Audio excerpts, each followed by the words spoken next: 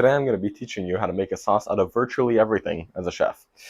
You can see the credentials here because I have cookbooks behind me and also a knife and a meter thermometer.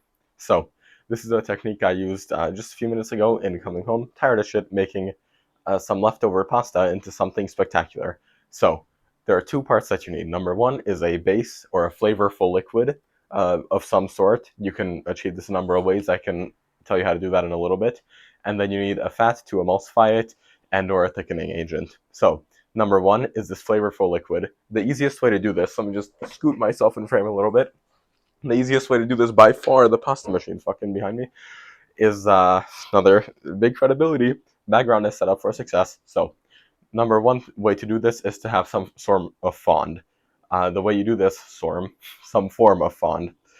So you sear something, whether it be a vegetable or a piece of meat, chicken, pork, fish. Make sure that it's not, fish is not, don't do this with fish. Fish responds nicer, the sauce is there into a fish stock, which is something lighter, not something as harsh, because like fish fond is fucking, shrimp works well. Shellfish, this works well with. I wouldn't do it with like salmon or cod or something. It's just not worth trying to get a fond from those types of fish. So basically what happens when you sear something is that you sear the thing, you take it off, and there's a bit of sediment left on the pan. Now the sediment has a great amount of flavor, as every single cooking video goes into great detail about. The way you get this sediment off the pan and into your sauce is the technique part, but it's not that hard. So if something has enough flavor, like for example chicken breasts that you sear, there tends to be a lot of fun from those, especially if you season them well. Chicken thighs tend to be amazing for this, and steaks, as well as pork. Most pork, like chops, it's actually enough if you just splash a bit of water in the pan, or like depending on how much sauce you want to make, and then use that to scrape up the fond with a bunch of however much heat you were using, maybe like a medium to medium, low, medium, high heat. Don't keep it on either extreme until that's all dissolved and incorporated and you have a nice colored liquid. Now the big thing is to make sure that the fond is not burnt, because if the fond is burnt, then the sauce is going to taste burnt. Whereas sometimes you may want to let things char. Like a steak, definitely you want to let char in the pan. Afterwards, you do not want to make a sauce from the fond of that charred steak, because you kind of just have to take the L there, because if you use that fond, then it's going to be severely burnt and you're not going to be having a very fun time. So use a more moderate heat when cooking something with the express purpose of then later making a sauce out of it, right? Because you're not going to have something with a ridiculous, insane sear and a great sauce. So, because those at the same time would be pretty extreme. So choose a more moderate heat if you want fond. You can still get a great sear, just maybe not that charred, blackened crust that you may otherwise be able to get away with. Now, the number two way to do this, imagining it's been a long day, so assuming that you've gotten the fond out of the way, that's one way to do this. Another way to do this is with stock. So chicken stock, fish stock, vegetable stock, all a very safe bet. Chicken stock is the most common.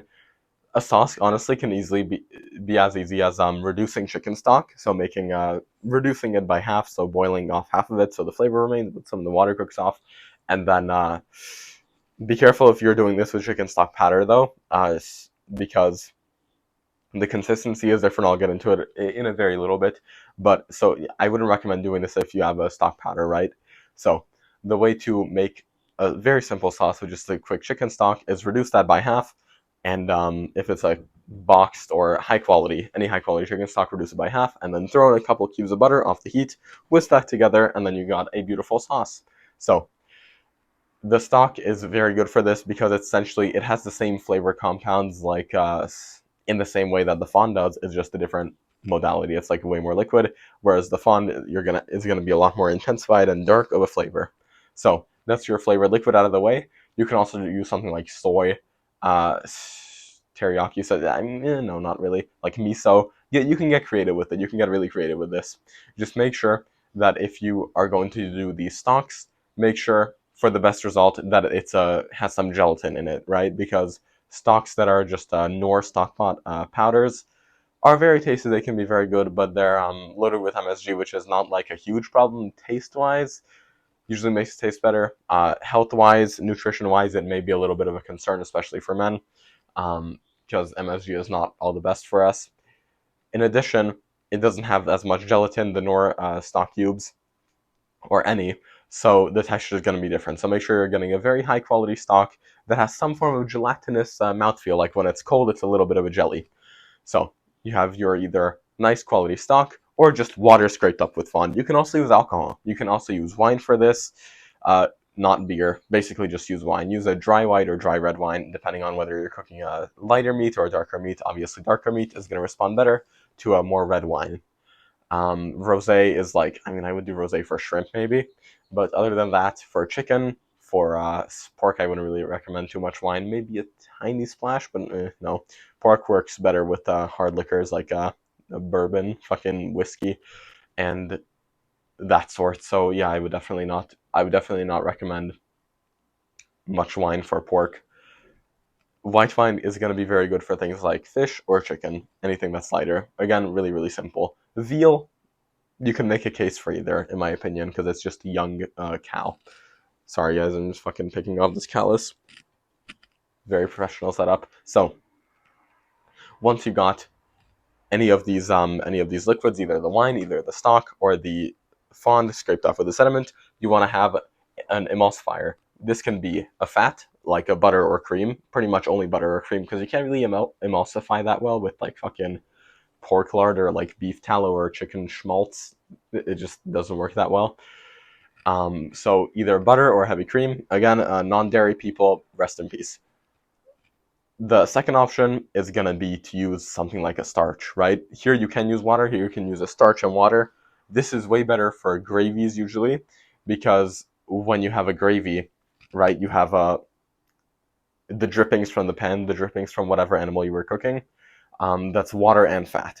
And so you don't want to add just water because it'll get fucking clumpy with like the oil separated on the top, and obviously you don't want to have just fat because there's too much fat in that. And it's just gonna taste like oil. It's not gonna mix well. It's gonna be really you're gonna burn yourself. It's just gonna be shitty. So for that reason, something like a gravy, you do want to be using some cornstarch and water, or like you can use flour and water as well. Just if it's flour, make sure that you cook it out before. If you find this advice so far helpful, please make sure to go down in the description, click on the first link. It's going to be Common Sense Cooking, exactly what it sounds like in the course name. It's common sense.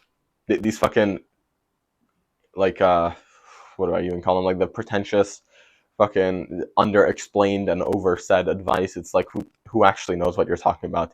This course is a bunch of common sense tips for cooking and nutrition, so you can apply this to fitness as well. And this is going to be going for an exclusive pre-sale price, $47.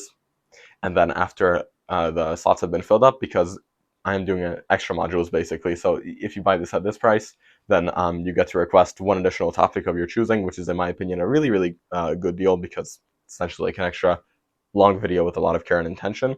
So after that is filled up, because obviously I can't keep fucking adding infinite courses to it. Maybe in the future, but no.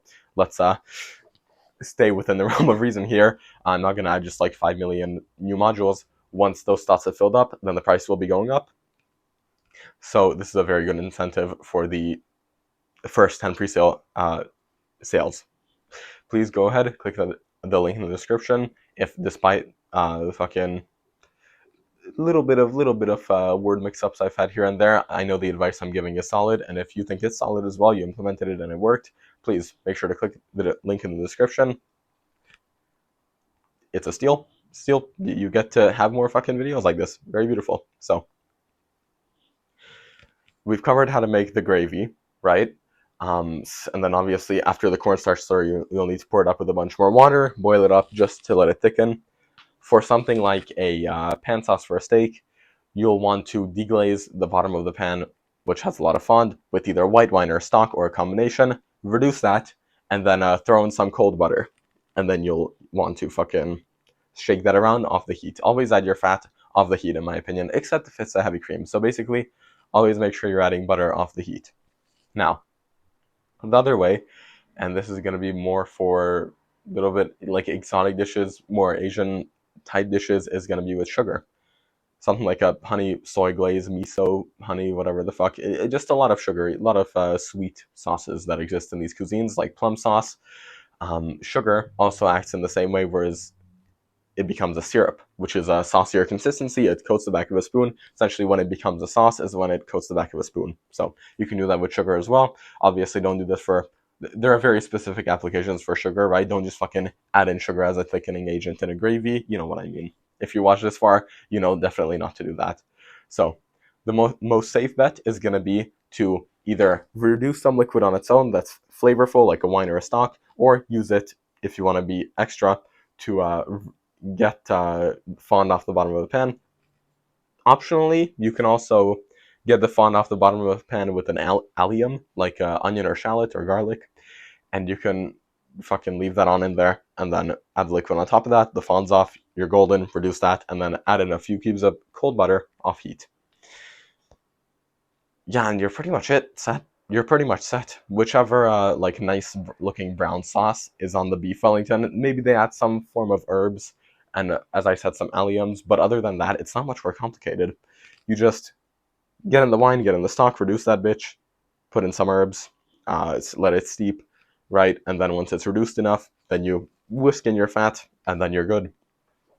Use case for the heavy cream would be something like a steak au poivre sauce, in which you want to deglaze the pan, right? So you get a bunch of fucking alliums going, a little bit of onion, a little bit of garlic, deglaze the pan, add some flavorful liquid of your choice, reduce that, and then add a bit of heavy cream. And then if you're feeling, especially, your stomach is feeling especially strong, add a little bit of cold butter as well. But I think just the heavy cream will be fucking very sufficient in that case. You do also want to cut through the richness sometimes, because if you don't have something like a wine or something like a soy sauce or miso, which has a little bit of like a pungency to it, then just the richness and the salt can get too much. Salt, fat, acid, heat, very, very important. We're not using heat in a lot of these because a lot of these sauces are like French origin, and like the mother sauces and shit don't have that much spice compared to like Mexican cuisine. Fucking obviously, as you compare to like Chinese cuisine, things like that. So the heat is kind of being a little bit thrown off to the side, but it doesn't bother me. I mean, so I think it's for the better. I can't handle heat that well.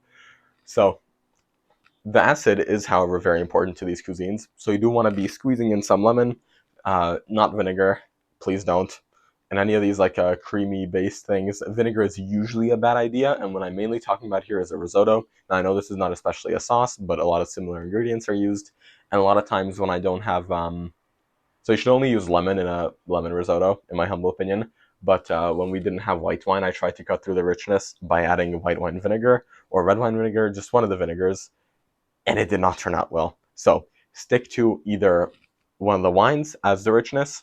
You can combo them, white wine and lemon, if you're making like a shrimp scampi style thing, or just add a squeeze of fresh lemon in there to cut through all the richness, and I'm sure the meat will have the richness of its own that will be welcoming the lemon very nicely.